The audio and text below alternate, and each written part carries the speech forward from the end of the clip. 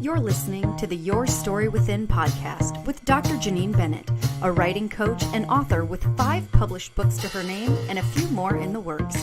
Through this podcast, Dr. Bennett aims to help listeners tell their story within and shares all the industry secrets of self-publishing and book marketing. And now, here's your host, Dr. Janine Bennett.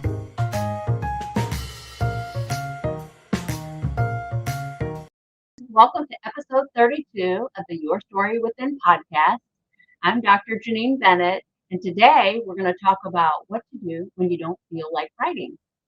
So, when I don't feel like writing, friends, we all have days like that. Let me just start with that. We all have days where we just don't feel like writing, or the writing's not coming. We have the desire and it's just not coming, okay? When I have days like that, I stare at a sign on my computer with the word something. Why something? Well, something to me means it's a trigger. Janine, do something instead of doing nothing. Because if you sit there too long staring at a blank screen, then you've wasted time. It's kind of like when you're on social media and you're flipping through and liking a bunch of posts, and next thing you know, 2 hours have gone by and you've done nothing but like posts, you know? So that word something reminds me to stop it. It's better to do something than to do nothing. And then I take that word a little bit further and I put it on the screen so you remember something. I take it further and I use the letters in the word to trigger action. Okay. So S, search for information. What do I mean by that? When I'm searching for information, could be about a character in the book. It could be, say my character is an expert marksman. Okay. I don't know what it takes to be an expert marksman. So I'm going to have to do a little research to make sure I get that right, because readers don't like it if you don't know your own characters. Okay. I don't really write fiction, maybe some short stories that I haven't published, but I do know from authors who do write fiction books, when they talk about different characters, and they state that their character does, you know, something. I read a book not too long ago where one of the characters was an Army tactical specialist, a female Army tactical specialist, and she said the author said she had no idea what that meant, and she had to go to her son-in-law, who was actually in the Navy, who had friends in the Army who did that specific job. So she searched for information. She didn't have to go far. She didn't have to use the internet in that case. She had her son-in-law. But you can search for information on the internet. The point is seek it out. Okay? So that's one thing you can do. Search for information. You're still moving forward on your book or your writing, whatever you're writing. The next thing I do is organize your thoughts. There's so many times I find that my thoughts are scattered. I wear lots of hats. I'm an entrepreneur, have a small coaching business. I'm also a university professor, helping doctoral candidates with their research projects, dissertations, if you will. And as you can see by all of these books, I'm writing dissertations and whatnot, how to be successful, that kind of stuff. And then I have family life.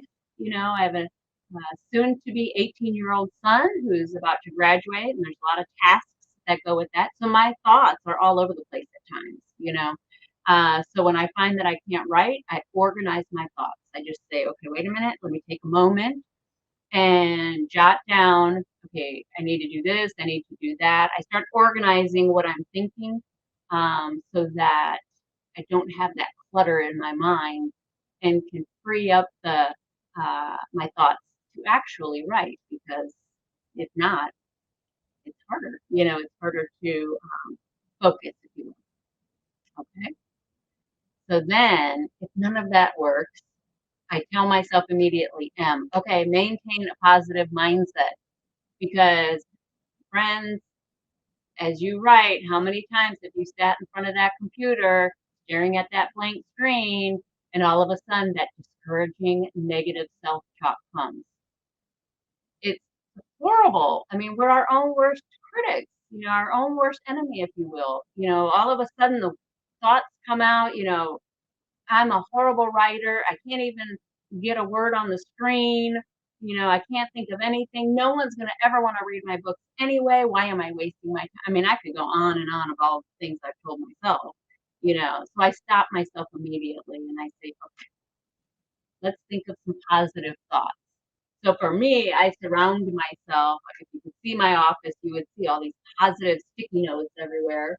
Um, and then, things I have hanging on cabinets that say, be the light and, don't be discouraged and, pray, whatever it takes to keep my mind focused on positive things. That's what I surround myself with. Okay. So I encourage you to do that as well because you don't want to go down that negative route. Okay. E. Let's look at E. So E is all about exercise. And why do I say exercise? What does that have to do with writing? Well, I tell you what, I once read a book focused on the brain. And in the book, there were like 15 different tips on how to help you think more creatively and how we use our brain. It was all these wonderful tips about our brain, right? And one of the things that caught me by surprise, I guess I never made the connection, was exercise is really good for the brain. Yeah, I should have gotten the fact that oxygen, hello, when you're exercising, that oxygen is flowing and your brain is getting more oxygen. And when your brain has more oxygen, you're obviously able to think more clearly. And that's a lot of times when you can think more creatively. So, what I do for exercise, you don't need to get all crazy with the exercise unless you want to. I just get up from my desk and I take a walk around my neighborhood. It's about 2 miles if I do the big, long, neighborhood, if you will. About 2 miles, and I'll do that in 25 to 30 minutes, walking at a decent pace, not too crazy.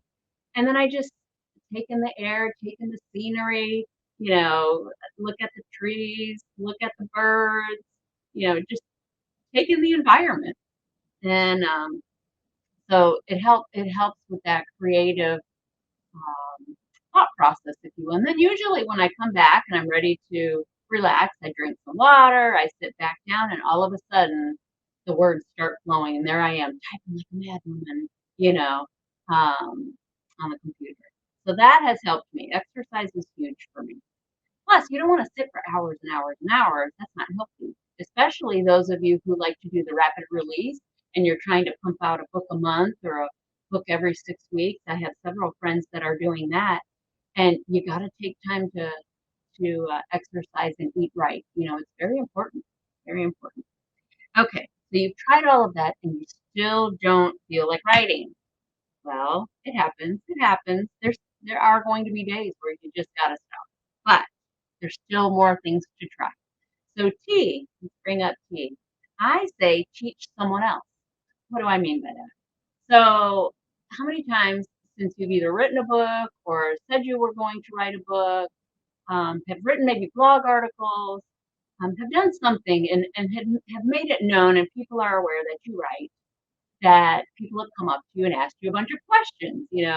I get a lot of people who ask about, well, how do you self-publish books? What do I need to do? And they want step by step.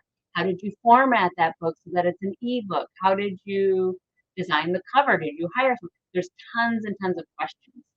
So sometimes when I just can't write, I'll reach back to somebody who's contacted me and I will teach them something. I'll take about 30 minutes or more, depending on what their need is, to just teach them how to do something, kind of pay it forward. You're still doing something writing related, may not be about your book, but you're helping someone else make that leap forward. And it always feels good, friends, when you're helping someone else. You see the aha moment, for them and the excitement because now they're on that road, that path to writing their book, and you feel like you've made a difference. You've impacted their life in a positive way. And I tell you what, 9 times out of 10, when I help someone else and I'm talking, I'll hear myself and then I'll think, well, why am I not doing that for myself? Why am I not, writing in this manner? And it'll trigger something, and sometimes that'll spark the desire to start writing at that moment. So teach someone else. All right. Now this one's kind of funny. I really say hungry first before hiring support, but sometimes you really got to hire support. What I mean by that is, say you've been stuck for a long time. If it's just a day and you're stuck and you've been sitting for hours and you haven't exercised, you've decided you didn't need exercise, maybe you've exercised all week and you're exercised now. Well, maybe you're just hungry. Have you ever sat for hours and realized that, oh my gosh, I didn't eat breakfast and it's 2 in the afternoon? You might just be hungry. Go to the kitchen, find something healthy and eat a nice snack, a nice healthy snack and see if that, gets the creative juices flowing because now you're not focused on your stomach, you're focused on writing. Okay. Now I joke because I said hungry or, hire support as you see on the screen.